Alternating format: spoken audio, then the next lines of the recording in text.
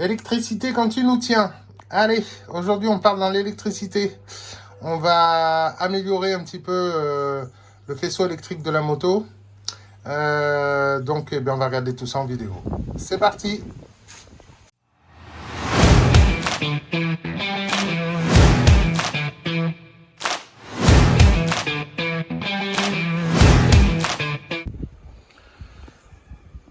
Et bien aujourd'hui donc on se lance un petit peu dans l'électricité. Et nous allons remplacer notre régulateur de charge. Donc régulateur de charge qui normalement est fixé là. Hein, que je viens de démonter pour voir un peu à quoi ça ressemble. Et donc nous allons le remplacer. Alors pourquoi on va le remplacer? Parce que on sait que les modèles d'origine Ducati ne sont absolument pas fiables. Et que derrière ils peuvent provoquer des soucis relativement importants. Notamment les batteries qui se mettent à couler l'acide pour un problème de surcharge. Et là, du coup, c'est peinture du cadre, peinture moteur, toute l'acide qui coule partout et qui bousille tout. Enfin bon, ça devient vite la catastrophe. Donc on a d'autres systèmes de régulateurs, système MOSFET exactement, qui permettent d'éviter tous ces problèmes-là. Donc on va le mettre en place, on l'a commandé, il est neuf, il est là. On a reçu les connecteurs avec. On va donc remplacer ce régulateur d'origine qui ne vaut pas grand chose par un régulateur qui tient la route et qui nous amènera un lot de tranquillité. Voilà, c'est parti. Alors notre régulateur, ancien modèle d'origine. Donc en fait il a deux connecteurs. Ces deux connecteurs ils servent à quoi? Les trois fils jaunes sortent de l'alternateur. Donc ces trois fils jaunes on va les rebrancher sur le nouveau régulateur. Et sur le deuxième connecteur on a quoi? On a deux fils rouges et deux fils verts. Les deux rouges seront les plus qu'on va ramener directement à la batterie et les deux verts seront les négatifs qu'on va ramener aussi directement à la batterie. Voilà. Donc là, on va déjà voir comment on peut mettre le nouveau en place. Est-ce qu'il se fixe à la place directement de l'ancien ou est-ce qu'il y a des modifications à faire? On va déjà faire ça et puis après on va voir un peu comment connecter le tout. Alors notre nouveau régulateur, donc on lui a trouvé sa place. On l'a mis sur le même emplacement que celui d'origine, hein, celui qu'on vient d'enlever. Bon, la seule variante, c'est que les trous de fixation, forcément, ne tombent pas pile au même endroit. Donc, j'ai utilisé celui du bas, avec une vis de diamètre 6. Et en haut, je lui ai mis un collier Serflex. Donc là, on est tranquille, ça ne bougera pas. Hein. Bon, ça pèse rien, en fait, ça. Hein, c'est bois plume. Hein. Donc, voilà. Et puis, au moins, s'il y a besoin de démonter, c'est facile à démonter. Et si pour X raison un jour il faut revenir à la configuration d'origine, au moins j'ai pas bousillé les trous de fixation d'origine. Voilà, là c'est un collier Serflex qui est à la place. Voilà. Donc là maintenant, on a déterminé sa place. Donc on va maintenant calculer la longueur du fil qui part de l'alternateur et qu'on va venir brancher ici avec le nouveau connecteur. Donc on va mettre le fil en place, comme ça on verra exactement la bonne longueur qu'on a besoin, parce qu'il est un poil trop long, donc tant mieux. Ce qui veut dire qu'on n'aura pas besoin de faire de raccord sur ce faisceau-là. Hein. On pourra le brancher direct avec le nouveau connecteur. Donc on va le mettre en place pour voir la longueur que l'on a besoin, et puis couper l'ancien connecteur et mettre en place le nouveau. Voilà, donc on a déterminé la longueur de nos fils. On a appliqué le petit bout de gaine thermo hein, pour le après, parce qu'après, une fois que tout est serti, c'est trop tard. Et là, maintenant, on va mettre en place de petites cosses, les petits tampons d'étanchéité, et puis enfiler tout ça dans le connecteur pour pouvoir brancher notre faisceau d'alternateur sur le régulateur. Voilà, prise grise. Voilà, et bien allez, on met tout ça en place.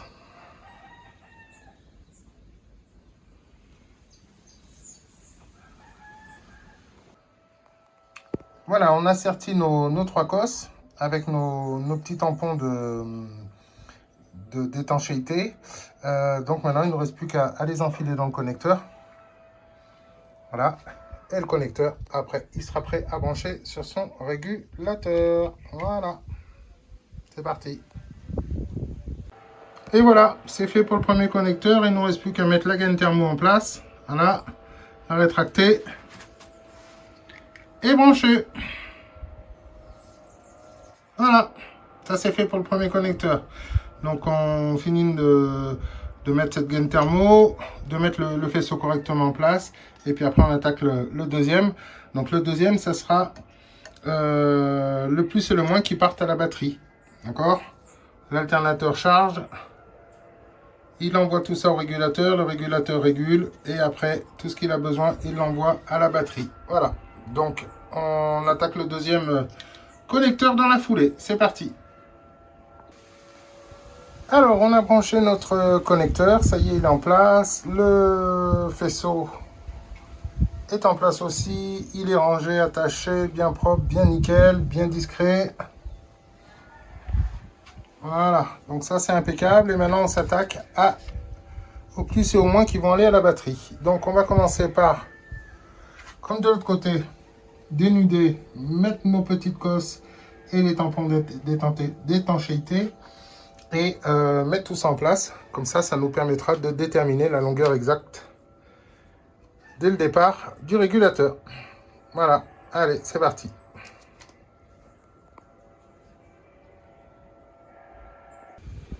Même bagaille, même chose. Ça y est, le deuxième connecteur est prêt. Il est serti et il est prêt à mettre en place. Donc, on avait prévu un petit bout de gaine thermo qui est dedans, là, que j'arrive pas à tirer d'une main, mais... Voilà, on va mettre ce petit bout de gaine thermo en place, le chauffer, brancher notre plus et moins sur le régulateur, et puis après on va aller voir de l'autre côté comment on met tout ça en place pour la batterie. Alors, de ce côté, tout est branché. L'arrivée en jaune, voilà mon doigt, l'arrivée en jaune de l'alternateur, et le départ du plus et du moins vers la batterie. Donc là, tout est branché. Et voilà, on a tiré notre petit faisceau, donc deux fils en 2,5 que j'ai passé dans une gaine thermo. Gaine thermo que je ne rétracte pas volontairement, en fait elle me sert de gaine. Voilà, ça fait plus propre que d'avoir un fil rouge et noir là, qui se balade en plein milieu. Voilà, et alors si on va de l'autre côté, où est-ce qu'on en est de l'autre côté? Voilà où arrive notre gaine thermo, non rétractée. Et là, on l'a mis en place. Donc j'ai calculé à peu près les longueurs et là je suis en train de mettre en place le support du fusible, le fusible 30 ampères. Donc à l'emplacement de l'ancien, voilà, à l'emplacement de celui d'origine qui est là, que j'enlèverai après. Je fais d'abord mon installation et puis avant de supprimer, d'aller couper dans les faisceaux électriques, je préfère déjà contrôler mon installation, hein, que tout fonctionne. Et après je pourrai enlever le porte fusible d'origine. Et le plus et le moins qui allait se brancher sur l'ancien régulateur. Voilà. Donc là, on met en place tout ça, on sertit les cosses et je vous reprends. C'est parti. Ça y est, nos fils sont sertis, ils sont mis en place. Le connecteur est éclipsé aussi. Et le porte-fusible, le fusible, pardon, est en place sur son porte-fusible. Donc ce qu'on va faire maintenant, on va faire en sorte de pouvoir le fixer là, à la place de l'ancien. Et une fois qu'on l'aura fixé, il ne nous restera plus que la continuité à faire. Le plus à la batterie, le moins à la batterie. Voilà, et là on aura fini. On n'aura plus qu'à tester. Et si tout fonctionne comme prévu, après on se permettra de contrôler les continuités de l'ancien porte-fusible, qui normalement n'a plus lieu d'être, et du moins du connecteur du négatif de l'ancien régulateur. Voilà, en sachant que là on a les deux moins, et de ce côté on a les deux plus qu'on retrouve là, hein. Voilà, donc en fait ils passent derrière, ils font la boucle, ils reviennent là et ils reviennent dans le porte-fusible. Mais tout ça, je vais le contrôler après avec les continuités pour être sûr de moi. Voilà. Donc là, je finis ça. On branche le plus, le moins, on démarre, on contrôle la tension de charge sur la batterie. Et on pourra dire qu'on aura bien travaillé. Allez, on continue. Voilà, notre porte-fusible est en place. Il est fixé. Les cosses qui vont relier la batterie sont en place aussi. Gain thermo en place. Tout est chauffé, tout est mis. Il ne nous reste plus qu'à raccorder tout ça et démarrer la moto, voir si tout fonctionne. C'est parti. Et ben voilà, notre installation est finie. Donc nos alimentations qui viennent du régulateur sont branchées sur la batterie, le moins, le plus. Voilà. On a testé la batterie avant le démarrage, on est à 13 volts, 13,12 de tension. Et là, ben, on va la tester une fois le moteur démarré. C'est parti.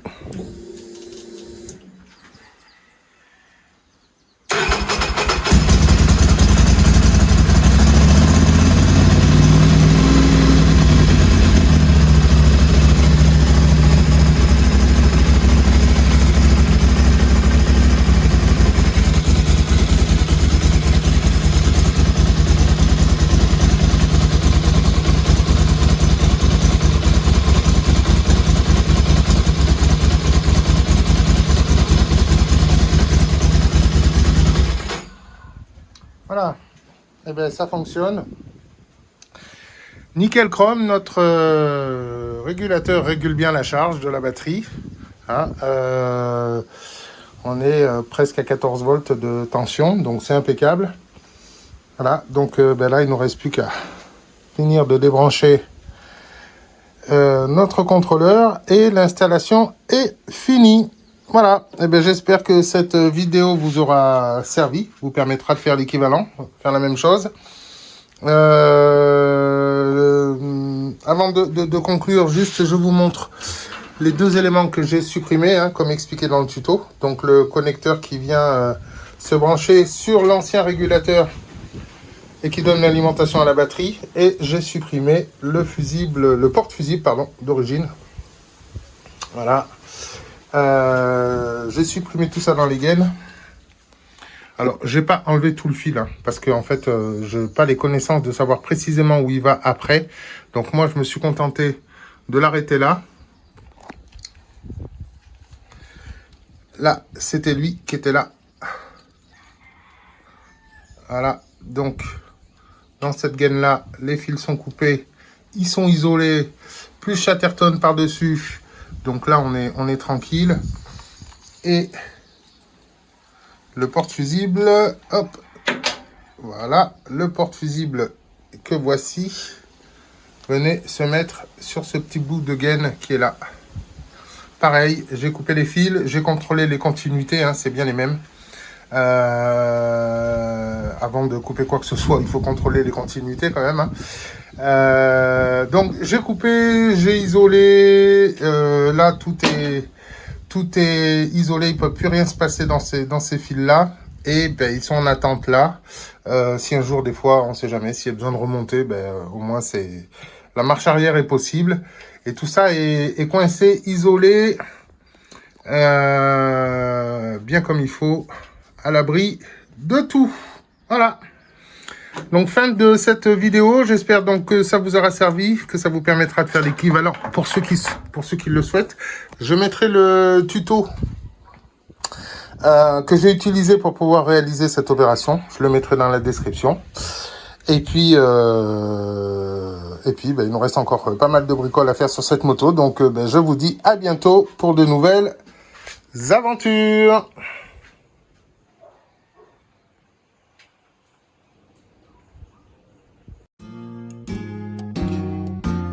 La vie est douce. Pas besoin pour ce qu'il est corps ou ça. Toute femme qui bat femme, de toujours qu'on aime à l'église. Toute femme qui bat femme, de toujours qu'on aime au respect. La vie est douce. Femme double.